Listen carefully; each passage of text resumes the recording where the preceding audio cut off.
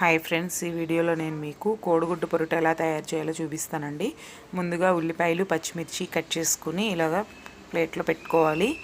Next stove వెలిగించుకొని బాండీ పెట్టుకోవాలి. నెక్స్ట్ ఇందులో ఆయిల్ వేసుకుని ఆయిల్ హీట్ అవనివ్వాలి. ఆయిల్ హీట్ అయిన తర్వాత ఇందులో ముందుగా కట్ చేసుకున్న పచ్చిమిర్చి అలాగే ఉల్లిపాయ ముక్కలు వేసుకోవాలి.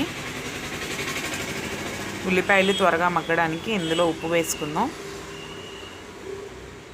ఉల్లిపాయలు ఆయిల్లో బాగా వేగనివ్వాలండి. నెక్స్ట్ ఉల్లిపాయలన్నీ మగ్గిపోయిన తర్వాత ఇందులో అల్లం వెల్లుల్లి పేస్ట్ కూడా వేసుకుందాం. అల్లం వెల్లుల్లి పేస్ట్ కూడా ఆయిల్లో వేగిన తర్వాత పసుపు అలాగే కారం వేసుకొని బాగా కలుపుకోవాలండి. నా దగ్గర ఉన్న ఎగ్స్ ఫ్రెష్ కాబట్టి నేను డైరెక్ట్గా కొట్టి వేసేస్తున్నానండి.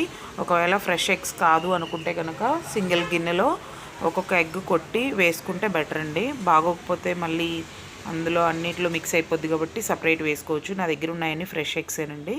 చూసారు కదా, వేసుకుని మూత పెట్టుకుని మగ్గించుకుందాం. చూసారు కదా, మగ్గింది. ఇప్పుడు దీన్ని బాగా మొత్తం కలిపేసుకుందాం. కలుపుకుంటే ఇలా ఉందండి.